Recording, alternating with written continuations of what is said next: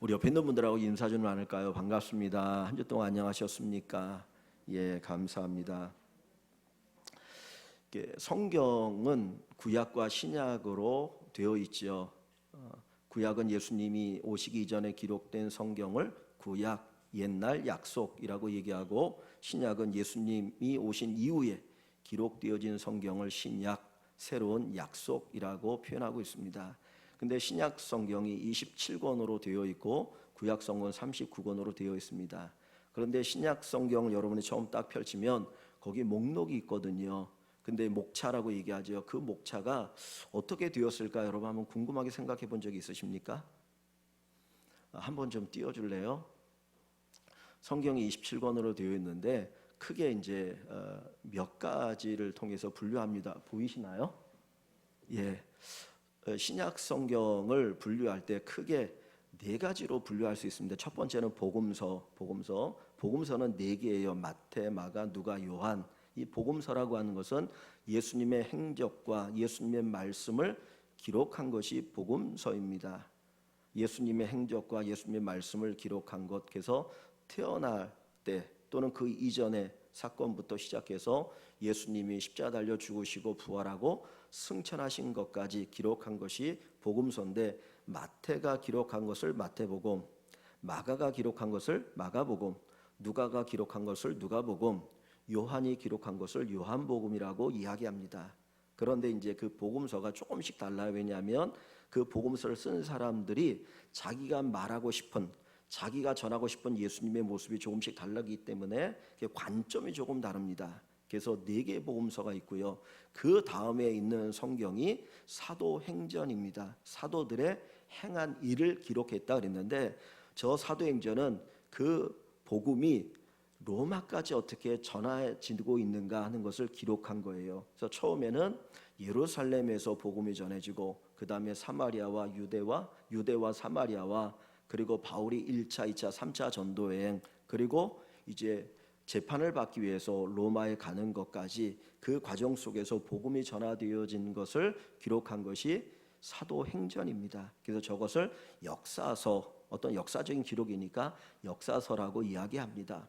세 번째 분류는 서신서의 편지입니다.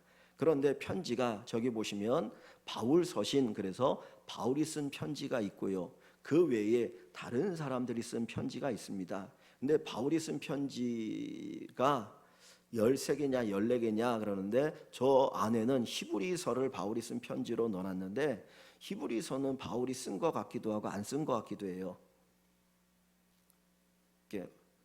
잘 모르겠어요.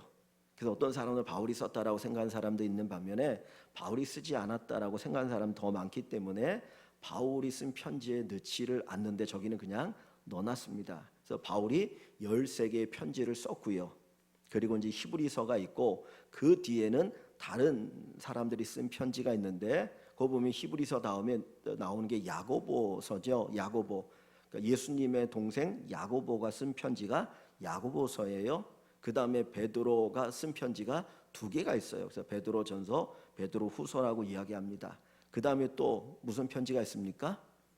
요한 1서, 2서, 3서. 요한이 쓴 편지가 3개가 있어요. 그래서 요한이 쓴 편지가 3개가 있어서 요한 1서, 2서, 3서라고 얘기합니다. 그 다음에 유다서가 있죠. 그래서 유다서는 예수님의 동생이었던 유다가 쓴 편지를 유다서라고 이야기합니다.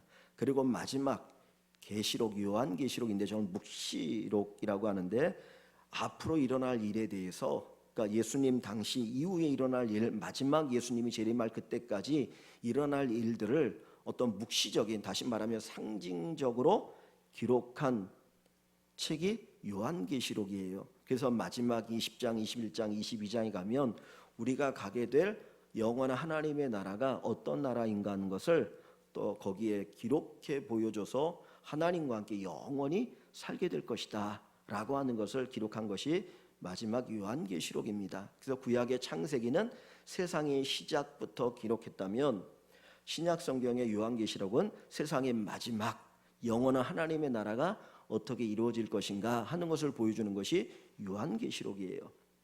그런데 자, 오늘 잠깐 제가 얘기를 드리고자 하는 것은 바울 서신입니다. 바울이 쓴 편지가 있는데 저기가 히브리서를 빼면 13개거든요. 그러면 저 바울이 쓴 편지를 차례대로 할 때 무슨 어떤 기준이 있을까?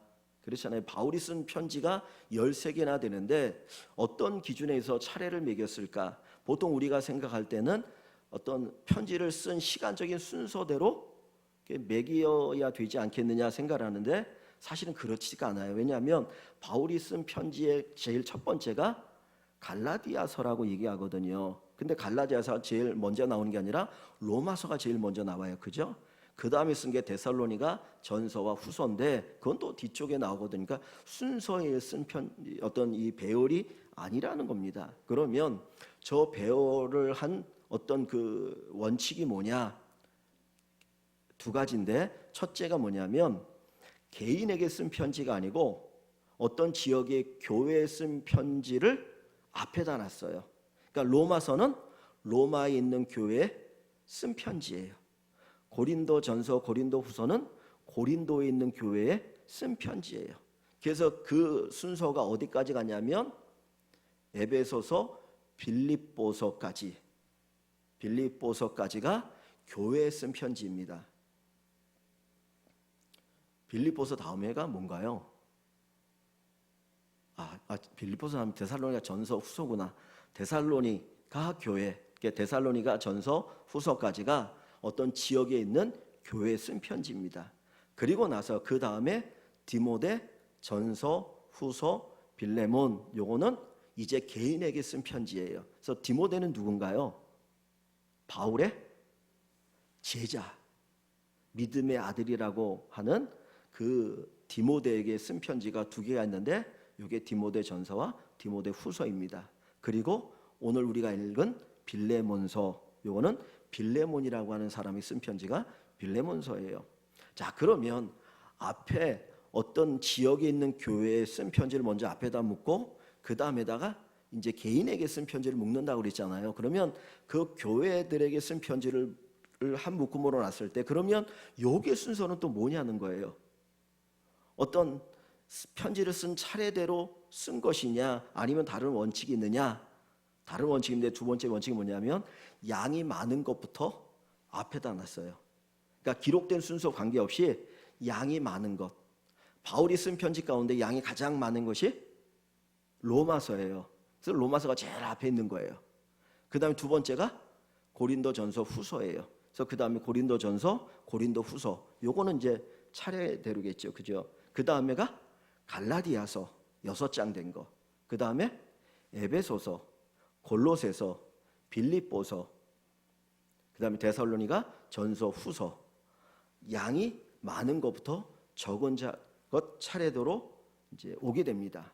또 개인에게 쓴 편지도 양이 많은 거에서부터 적은 거. 그래서 디모데 전서 후서가 양이 많으니까 앞에 오고 빌레몬서는 뒤에 와요. 사실은 빌레몬서가 디모데 전서 후서보다 먼저 쓰여졌거든요.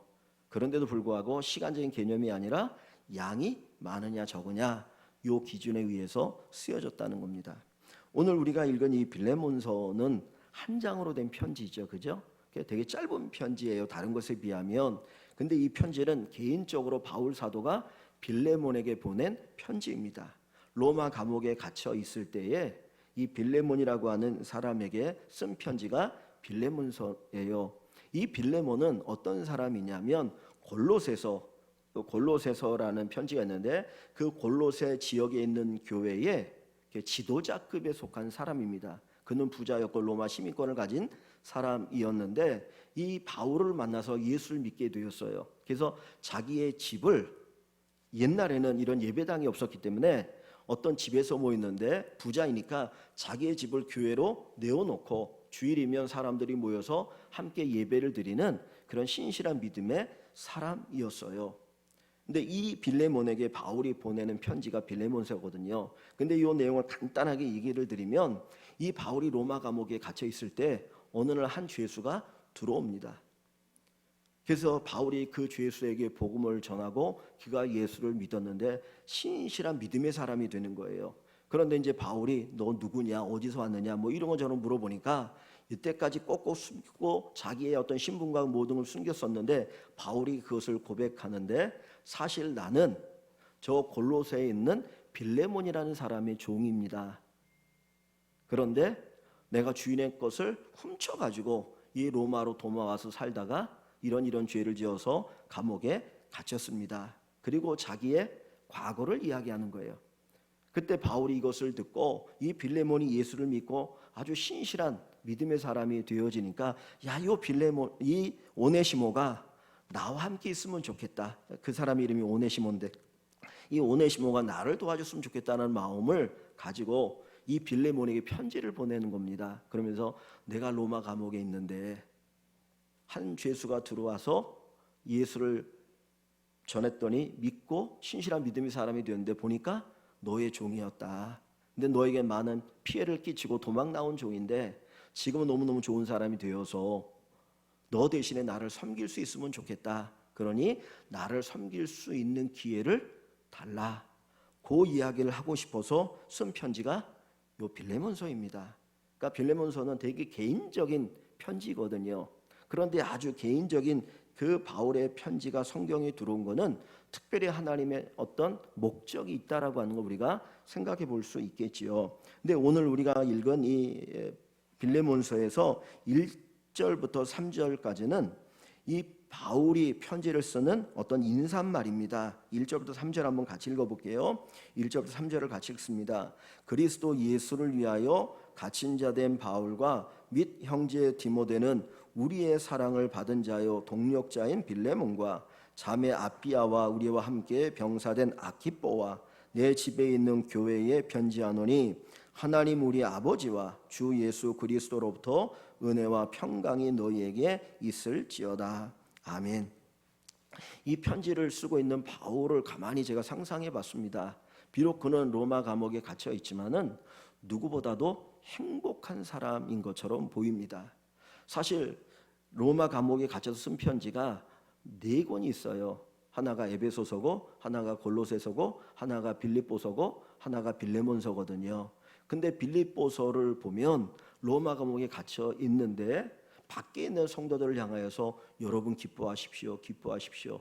나는 로마 감옥에 갇혀 있지만 나는 이렇게 기쁩니다. 여러분들도 기뻤으면 좋겠습니다라고 권면을 하거든요. 그걸 보면 비록 감옥에 갇혀 있는 바울이지만 누구보다도 행복한 사람처럼 여겨집니다. 바울의 삶을 가만히 들여다보면 정말 고생을 많이 한 사람이에요.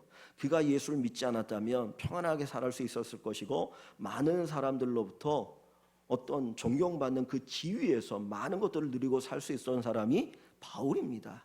그런데 그가 예수님을 믿고 예수님의 제자가 되고 예수님의 복음을 전한 자가 되어서 겪지 않아도 될 엄청난 고난을 겪고 로마 감옥에 갇히고 마지막에는 순교까지 하게 됩니다.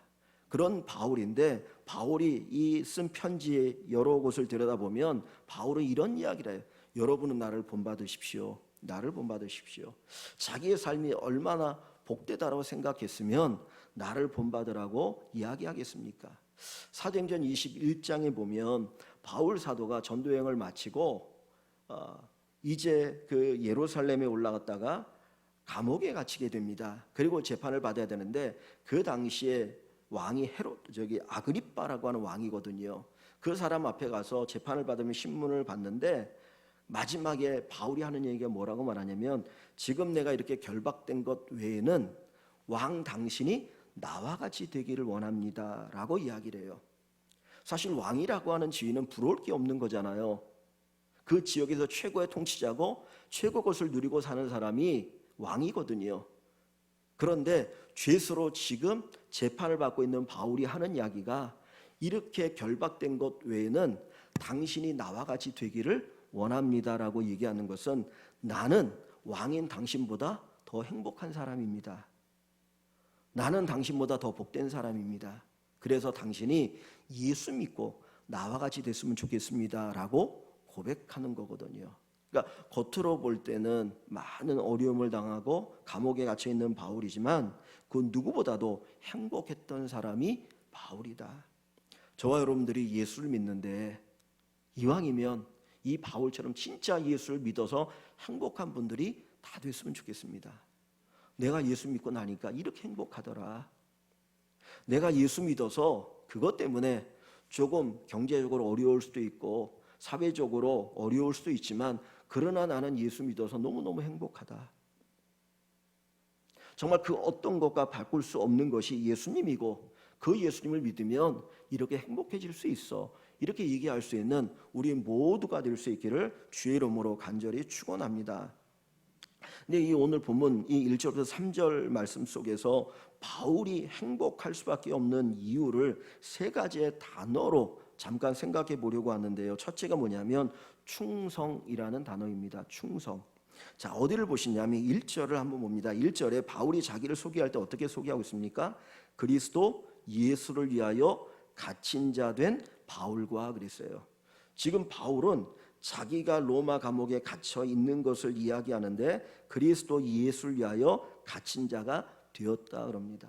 만약에 바울이 예수를 믿지 않았다면 감옥에 갇힐 필요도 없었고 고난을 당할 필요도 없었어요. 그런데 예수를 믿었기 때문에 그는 로마 감옥에 갇혀 있습니다.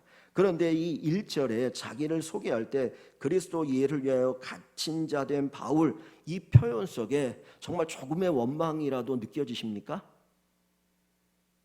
그런 느낌이 없잖아요. 그죠? 오히려 예수를 위하여 갇혔다라고 하는 것에 대한 자랑, 자부심이 느껴져요. 내가 예수를 위하여 로마 감옥에 갇혀 있다라고 하는 것이 바울에게 있어서 자랑거리였던 것 같아요. 그러니까 당당하게 그 이야기를 하고 있고요. 디모데에게 보낸 편지에 보면 디모데야, 내가 감옥에 갇혔다고 너 부끄러워하지 마라.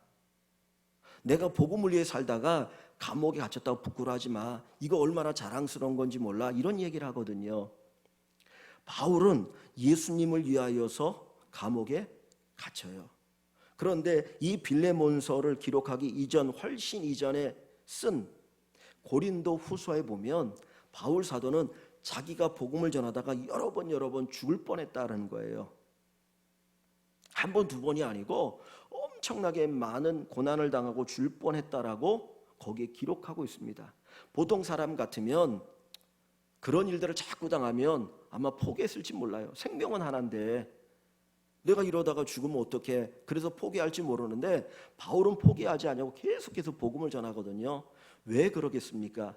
그 복음을 전하는 것이 그에게 영광이었기 때문이잖아요. 그것이 그에게 행복이었기 때문이거든요. 결국 바울은 로마 감옥에 갇혀 있다가 풀려났다가 얼마 뒤에 순교를 하게 됐는데 그 로마에 화재가 발생합니다. 네로가 황제일 때 로마 시내가 갑자기 큰 화재가 나서 완전히 다 타버리고 나니까 이 네로가 이제 위기를 겪는 거예요.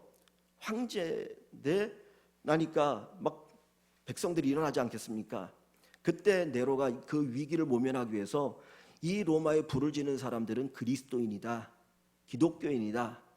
그래서 기독교인들이 불을 질렀다라고 하는 거짓 소문을 퍼뜨리고 그것에 우두머리라고 바울을 잡아다가 죽여버리거든요. 그런데 바울이 죽을 때도 보면 그는 누구보다도 행복하게 죽습니다. 바울의 삶은 어떻게 보면 고난의 연속일 수 있어요.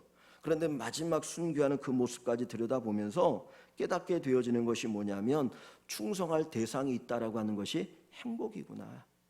내가 나의 모든 것을 바쳐서 나의 모든 것을 쏟아부을 수 있는 대상이 있다라고 하는 것, 그것이 바로 행복이다라고 하는 것을 생각하게 됩니다.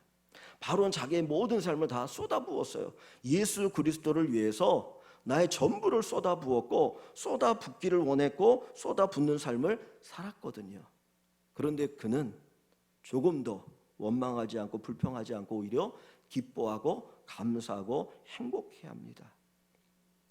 우리가 무언가에 충성할 수 있다면 나의 모든 걸 다 바쳐서 헌신할 수 있다면 그 사람은 행복한 사람이잖아요. 그런데 그 충성의 대상이 예수 그리스도, 우리를 구원하신 하나님, 영원하신 온 세상의 주인이신 하나님이라면 그 사람 진짜 행복한 사람입니다. 그 바울 사도가 3번의 전도 여행을 하거든요. 몇 년에 걸쳐서 3번의 전도 여행을 하고 그 세 번째 전대여행이 끝나고 나서 예루살렘으로 올라가려고 해요. 근데 그때에 기도를 많이 하는 분들이 우리가 기도했더니 성령 하나님이 가르쳐 주시는데 바울서에 당신 예루살렘 올라가면 분명히 큰 고난을 당한다고 합니다. 그러니 가지 마십시오. 가지 마십시오. 여기 계십시오. 그리고 어마어마한 사람들이 애원하면서 바울을 붙들거든요. 근데 바울이 그때 뭐라고 말하냐면 울어서 왜 내 마음을 아프게 하느냐. 나는 주 예수를 위하여 죽을 것도 각오하였노라. 그리고는 예루살렘을 향하여 올라가고 결국 거기에서 주 예수의 몸으로 로마에 가게 됩니다. 바울은 사명을 가지고 살았던 사람, 하나님께 충성했던 사람입니다. 내가 충성할 수 있는 대상이 있다라고 하는 것이 우리 인생의 가장 큰 행복인 것 같아요. 그 고린도후서 4장 7절 8절에 보면 고린도후서가 바울이 쓴 편지 중에서 가장 마지막에 쓰여진 순교로 죽기 얼마 전에 쓴 편지거든요. 거기 보면 바울 사도가 이런 말이에요. 내가 달려야 할 길을 다 마치고 믿음을 지켰으니 이제 후로는 나를 위하여 의의 면류관이 예비되어 있다.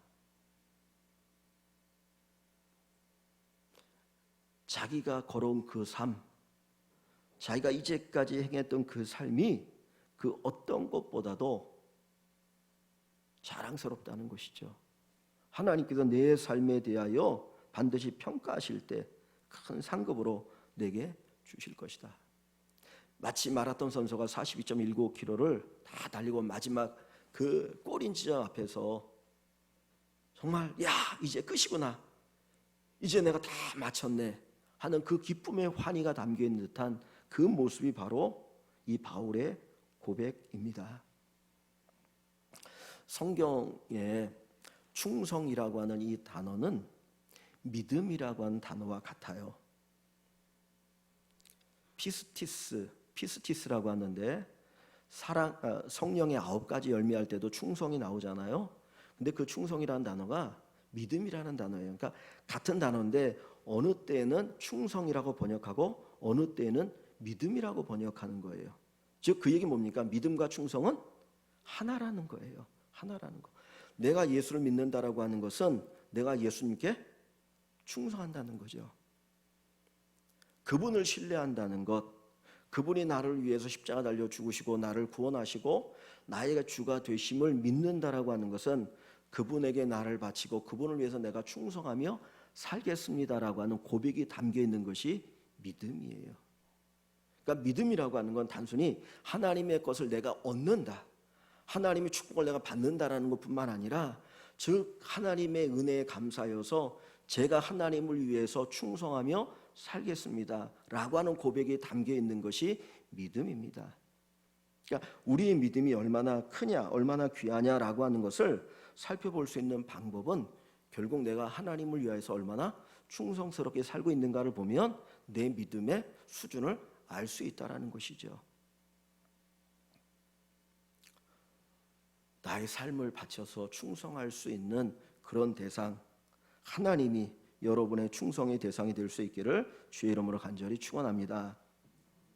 두 번째로 이 1절에 3절에서 이 바울의 행복을 볼 수 있는 단어가 또 하나를 우리가 생각해 보는데 두 번째 단어는 사랑이라고 하는 단어입니다. 사랑. 여기 1장 1절 한번 같이 읽어볼게요. 1장 1절 그리스도 예수를 위하여 갇힌 자 된 바울과 및 형제 디모데는 우리의 사랑을 받는 자요 동력자인 빌레몬과 자매 아피아와 우리와 함께 병사된 아키뽀와 내 집에 있는 교회에 편지하노니 그랬습니다. 그런데 1절 그 뒷부분에 보니까 우리의 사랑을 받는 자요 동역자인 빌레몬이라는 표현이 나오죠. 그죠? 사랑을 받는다, 우리의 사랑을 받는다라고 하는 건 수동태적인 표현이잖아요. 이걸 능동태적인 표현으로 본다면 우리가 사랑하는 빌레몬이 되는 거죠. 그죠? 우리가 사랑하는 빌레몬. 그러니까 빌레몬은 바울에게 사랑을 받는 자요, 바울은 빌레몬을 사랑하는 것입니다. 그런데 이 뒷부분에 보면 어떤 표현이 있냐면 동역자라고 하는 표현이 있어요. 동역자라는 단어. 동역자는 보니까 어떤 하나의 목적을 가지고 같이 일하는 사람이 동역자잖아요. 그죠? 어떤 목적을 위해서 같이 일하는 사람을 동역자라고 이야기하고요. 그 뒤에 2절에 보면 자매라는 표현이 나옵니다. 자매 아피아. 성경에 여기에 빌레몬서에 정확하게 표현되지 않았기 때문에 추측인데 많은 분들이 이 아피아가 빌레몬의 아내일 것이다라고 생각합니다. 빌레몬의 아내. 그런데 그 아피아, 빌레몬의 아내인 아피아를 바울은 자매라는 표현을 쓰고 있어요. 근데 1절에 사랑을 받는 자 빌레몬이라고 되어 있는데 요 뒷부분에 가보면 7절에 보면 빌레몬을 뭐라고 표현하고 있냐면 형제여라고 하고 있어요. 형제여. 7절에 1장 7절. 그러니까 빌레몬을 가리켜서 사랑받는 자다. 나의 형제다. 그리고 뒤에도 또 형제란 표현을 한 번 더 쓰고 있습니다. 그리고 그의 아내를 가리켜서 자매라고 이야기하고요. 그리고 그 밑에 다시 봅니다. 2절에 우리와 함께 병사된, 병사는 뭐 하는 사람입니까? 전쟁을 하기 위해서 같이 싸우는 사람을 병사라고 얘기하잖아요. 그죠? 전에 성경에는 군사라고 되어 있었는데 우리 성경에는 병사라고 되어 있거든요. 그러니까 예수님을 대장으로 표현하기 위해서 병사라는 표현을 쓴 것 같다라는 생각을 합니다. 근데 우리와 함께 병사된, 전쟁터에 나가 있는 병사는 목숨을 함께하는 사람이에요. 그죠?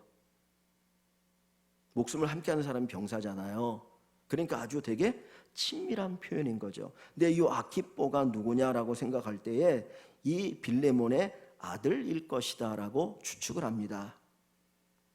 그리고 내 집에 있는 교회에 편지한다는 표현을 쓰고 있어요. 그러니까 사랑이라는 단어나 자매나 형제, 자매나 형제는 내게서 가장 가까운, 부모님 외에 가장 가까운 사람들, 사랑하는 사람들이 자매고 형제이지 않습니까? 그렇죠? 전쟁터에 나가서는 목숨을 함께하는 정말 전우회를 뭉친 사람이 병사인 거죠. 그러니까 요 단어들을 보면 결국 뭐하고 연결되어진 단어입니까?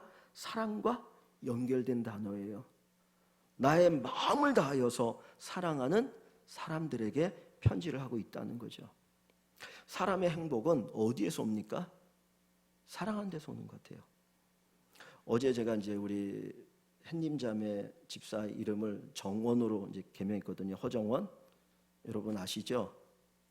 근데 이제 10월 중순에 결혼을 해요. 그래서 결혼하기 전에 이제 결혼 준비 학교 같이 이제 어저께 처음으로 공부를 했는데 두 사람 보니까 너무 사랑스럽고 그리고 사랑하는 사람이 옆에 있으니까 너무너무 행복해 보이더라고요. 그냥 보이는 것뿐만 아니라 두 사람 자체가 그냥 행복해요.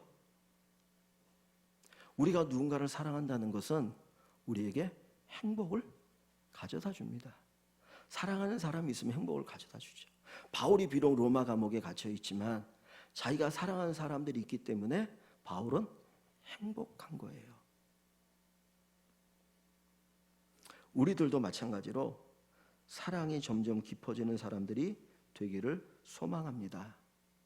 이 빌레몬서는 한 장밖에 안 돼요. 근데 여러분들이 집에 가서 읽어보셔서 사랑이라는 단어를 한번 이렇게 찾아보세요.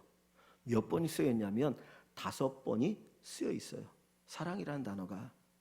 사실 아주 짧은 편지에 사랑이라는 단어를 5번 쓴다라고 하는 것은 바울의 마음이 사랑으로 충만하고 그 사랑이 얼마나 깊은가라는 하는 것을 보여주거든요. 그러니까 사랑의 편지인 거예요. 사랑하는 사람에게 편지를 쓰고 있으니까 바울은 행복한 겁니다. 근데 특별히 우리는 예수 안에서 사랑하는 거잖아요. 예수 안에서. 예수 밖에서의 사랑은 변질될 수 있어요. 상할 수 있어요. 그러나 예수 안의 사랑은 변질되지 않습니다. 하나님은 사랑이시라. 우리가 하나님의 사랑으로, 우리가 받은 하나님의 사랑으로 우리가 사랑을 베풀고 나눌 때 우린 진짜 행복한 사람이 될 수 있습니다. 그래서 행복의 두 번째 연관되어진 단어는 사랑. 첫 번째는 충성, 두 번째는 사랑, 마지막 세 번째 우리 3절 말씀 한번 같이 읽어보겠습니다. 3절 같이 읽어봅니다. 하나님 우리 아버지와 주 예수 그리스도로부터 은혜와 평강이 너희에게 있을지어다. 자, 요 3절의 이 내용을 한마디로 얘기하면 축복을 비는 거죠. 사실 축복을 빈다는 말이 아니라 그냥 축복이에요. 축복이란 말은 복을 비는 거거든요. 복을 비는 거. 근데 지금 이 바울 사도는 이 편지를 통해서 이 빌레몬과 그 가족 그리고 교회에 복을 빌고 있어요. 하나님 우리 아버지와 주 예수 그리스도로부터 은혜와 평강이 너희에게 있을지어다. 축복하는 사람이 행복합니다. 내가 남에게 복을 빌 줄 아는 사람이 행복한 사람이에요. 다른 사람이 잘 되는 것 시기 질투하면 행복할 수 없잖아요. 그런데 그 사람이 잘 되는 것을 보고 기뻐하고 잘 됐으면 좋겠다, 그 마음을 갖는 사람은 행복하거든요. 이 바울이 행복할 수밖에 없는 이유는 그는 복을 비는 사람이었기 때문이에요. 이 성경을 쭉 보면 바울은 편지를 쓸 때마다 그게 형식이긴 하지만 복을 계속 빕니다. 그냥 복을 비는 거예요. 하나님이 자기에 주신 은사를 가지고 마음껏 복을 비는 사람이 바울이에요. 기도를 통해서 복을 빌고 하나님이 주신 그 어떤 치유의 능력을 가지고 병자를 고침으로써 복을 빌고 위로와 격려를 통해서 복을 빌고 자기가 할 수 있는 모든 걸 통해서 복을 비는 사람, 바로 그가 바울이었고, 그런 바울을 통해서 하나님 영광을 받으시고 그가 진짜 행복한 사람이 되게 하셔요. 요즘 새벽에 창세기의 말씀을 이렇게 읽고 있는데 하나님께서 아브라함을 축복하시고 이삭을 축복하시고 야곱을 축복하셔요. 아브라함의 아들이 이삭이고 이삭의 아들이 야곱이지 않습니까? 이들을 족장이라고 하는데, 그런데 그 축복을 하나님께서 비실 때 그 뒷부분에 보면 반복해서 나오는 게 있는데, 혹시 여러분 성경 구절 한번 집에 가서 찾아보세요. 창세기 12장 3절, 그 다음 22장 18절, 그 다음 28장 14절. 하나님께서 아브라함과 이삭과 야곱에게 축복하는 내용입니다. 그런데 거기 끝에 보면 어떤 내용이 나오냐면 너로 인하여 모든 민족이 복을 받을 것이다 라는 말씀이 나와요. 내가 너에게 복을 줄 거야. 자손이 잘 되고 땅을 내가 복을 주겠다. 그 당시에는 자손과 땅이 최대 복 아닙니까? 그죠? 그러면서 하시는 말씀이 너로 인하여 모든 민족이 복을 받을 것이다. 하나님께서 복을 주시는 이유가 뭡니까? 우리로 하여금 복을 비는 자가 되도록, 복을 나눈 자가 되도록 하시기 위해서 하나님 우리에게 복을 주시는 겁니다. 보통 이렇게 학자들이 성경에 큰 두 가지의 명령이 있다고 그래요. 하나는 문화 명령이라고 그래요. 하나님이 인간을 창조하시고 땅을 정복하고 다스리라 하는 이 말씀을 문화 명령이라고 얘기합니다. 세상의 문화를 다스려 나가라.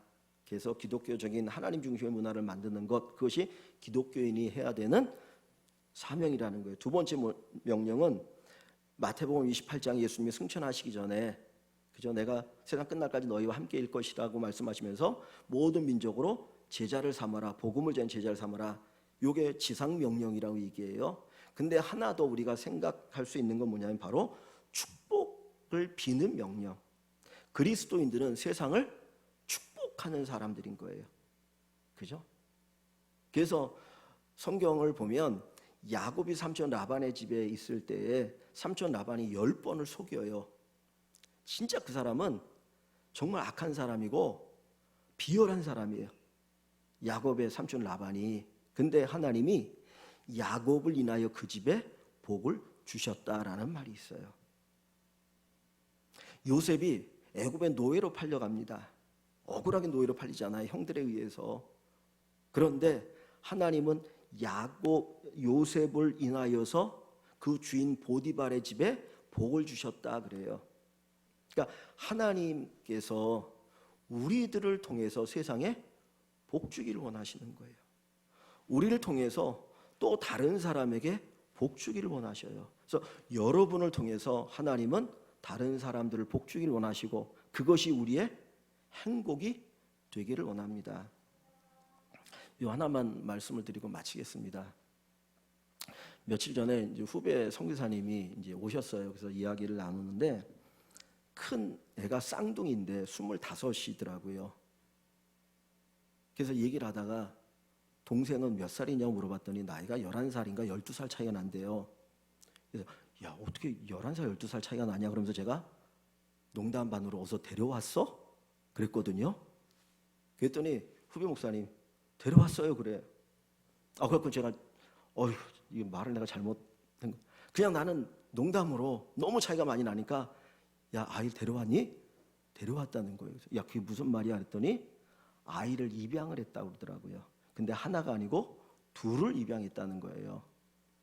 그러니까 그 엄마가 이제 그 물어보지 않았어요. 아이를 낳고 아이가 1살 때쯤인가 그 아이를 입양을 했는데 얼마 지난 후에 그 엄마가 둘째를 또 낳았는데 혹시 입양하겠습니까? 그래서 둘째까지 입양을 했다는 거예요. 그래갖고 아이가 넷이더라고요. 그러면서 하는 이야기가 그 애들 보면 너무너무 행복하대. 하여튼 제가 뻥 한 대 맞은 기분이 들었거든요. 저는 입양이라는 전혀 생각해 본 적이 없었어요. 어떻게 키울 수가 있어. 우리 애도 제대로 못 키우는데 그 생각을 가졌거든요. 근데 한번 요즘 자식 하나도 안 낳는 세상에 입양을 한다는 것 자체가 이거 대단한 거 아닙니까?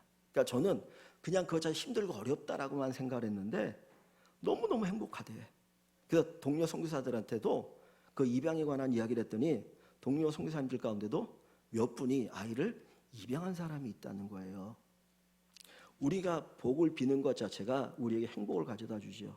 근데 진짜 복을 나눠주면 우리가 이전에 알지 못하는 어마어마한 행복을 누리고 살아갈 수 있을 것이다.